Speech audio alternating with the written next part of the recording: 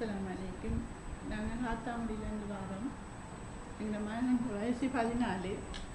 பிறந்தத்துலேருந்தே இவருக்கு வைத்தியம் செய்து கொண்டிருக்கிறோம். 10 வயசு வரையும் இவருக்கு வத்தமின் என்று தெரியா. அதுக்கு பிறகுதான் 10 வயசுக்கு பிறகுதான் டாக்டர் டிவி பேட்டியை பார்த்தா நாங்கள் அறிஞ்சு டாக்டரோட கால் பண்ணி இங்கே வந்து வைத்தியம் செய்துட்டு இருக்கோம். இவருக்கு நிறைய பிரச்சனை. ஆனால் அவருக்கு என்ன செய்கிறேன்னு எங்களுக்கு தெரியா. டாக்டர்கிட்ட காரணத்துக்கு பிறகுதான் டாக்டர் சொன்னாங்க இதுதான் பிரச்சனை, இதில் ஒரு அளவு செய்தான் இருக்கு, வயசு கூடிட்டு சொன்னாங்க.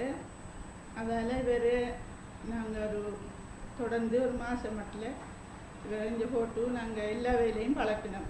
காலையில் எழும்பி ப்ரஷ் பண்ணி கழித்து காலை கடனை முடிச்சு எல்லா வேலையும் நாங்கள் பழக்கினோம். பழக்கி எடுத்துகிட்டு போனோம். இப்போ ஓரளவு இவரை நன்றாக செய்கிறாரு. இப்போ ஸ்கூலுக்கு போகிறாரு. இப்போ அவர வேலைகள் எல்லாரும் செய்கிறாரு. நாங்கள் இப்போ இடைக்கிட வந்து டாக்டரோட கழிச்சிட்டு போகிறோம். எங்களுக்கு முழு திருப்தி. அதால் நாங்கள் தொடர்ந்து வந்துட்டு போகிறோம். இனிமேல் இவரோட வாழ்க்கைக்கு தான் இவருக்கு வயசு கொஞ்சம் கூடினதால் இவரோட வாழ்க்கைக்குரிய கல்வியை நாங்கள் இவரை கட்டாயம் வழங்கணும். அதுக்காக டாக்டரோட ஆலோசனையோடு நாங்கள் தொடர்ந்து ட்ரீட்மெண்ட் செய்துட்டு இருக்கோம். முதல்ல எப்படி இவர் என்னென்ன ஃபீச்சர்ஸ் இருந்தது? இவருக்கு ஆரம்பத்திலேயே இவர் கதைக்கல், இவர் நடக்கல், இவர் ஒரு வேலையுமே இவர் செய்யலை. எல்லாம் நாங்கள் பழகித்தான். ஆரம்பத்தில் ஃபிசியோதெரபி செய்தோம். அதுக்கு பிறகு தொடர்ந்து கிளினிக்கே செஞ்சு இவருக்கு ஃபிட்ஸ் வந்துட்டு, பிறந்த உடனே ஃபிட்ஸ் வந்துட்டு அதாலே இவர் சாக்கப்பட்டார்.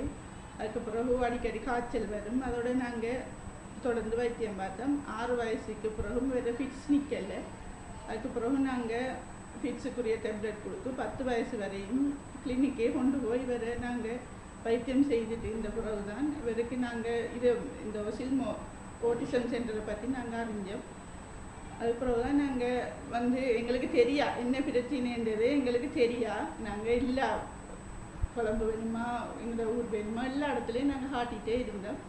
அதுக்கு பிறகு தான் டாக்டர் தான் கண்டுபிடிச்சாங்க இதுதான் பிரச்சனைன்னு போட்டு. நிறைய வித்தியாசங்கள். இப்போ அவர் எல்லா வேலையும் அவரோட வேலையை ஸ்கூலுக்கு போகிறதுலேருந்து அவர் குளித்து